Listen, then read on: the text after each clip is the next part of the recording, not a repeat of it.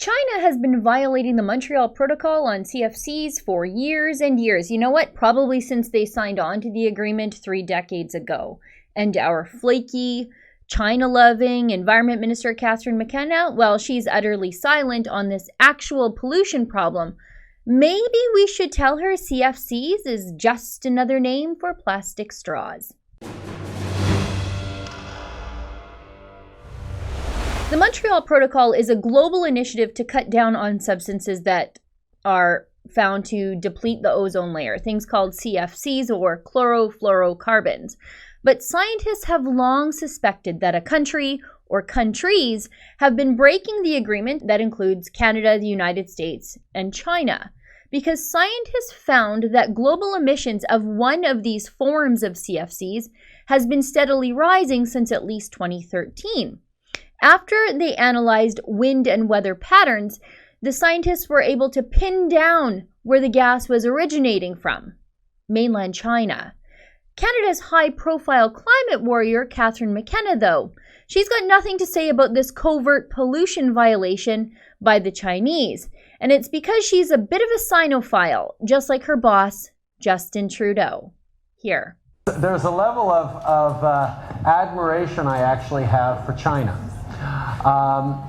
Because their basic dictatorship is allowing them to actually turn their economy around on a dime.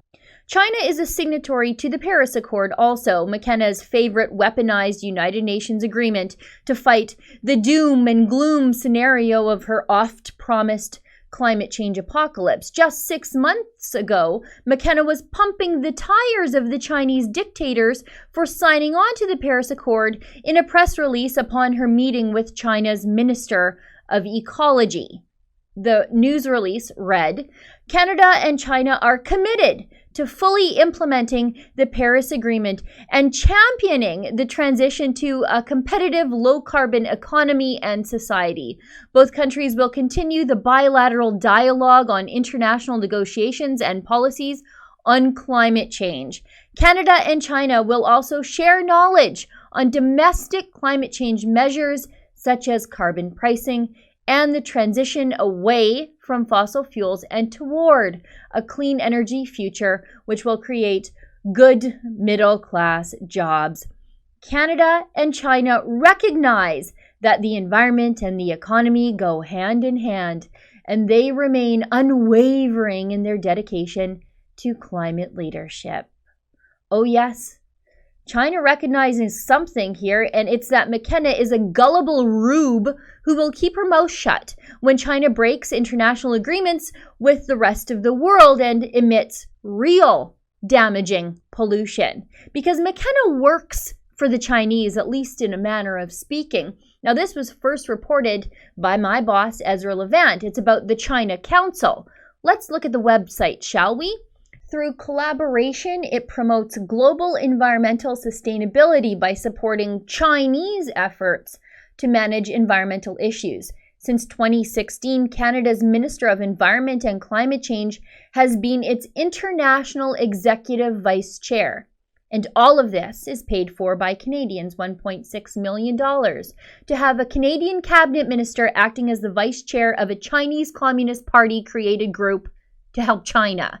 Now, back in reality, according to the US-based Health Effects Institute, 1.6 million people die early each and every year in China because of air pollution, actual pollution though, like smog and smoke, not so-called pollution like carbon dioxide. Right-minded people already have a lot of problems with China, what with their imprisoning of Canadians, constant human rights violations, forced abortions, and espionage against our allies. But for Catherine McKenna, as long as they sing from her climate change song sheet, none of that other stuff, well, it doesn't matter at all. Just like when Catherine McKenna congratulated Syria and Nicaragua for signing on to the Paris Accord. And then she blamed the quote-unquote mistake on one of her staffers, even though the last set of eyeballs to approve the tweet were in McKenna's own office. Who cares about human rights abuses and lies when the government has decided that my comfortable SUV is the real problem in the world today? McKenna is still co-chairing that communist climate change panel and spending Canadian tax dollars on it despite what China has done to the environment in secrecy. For the Rebel.media, I'm Sheila Gunn Reid.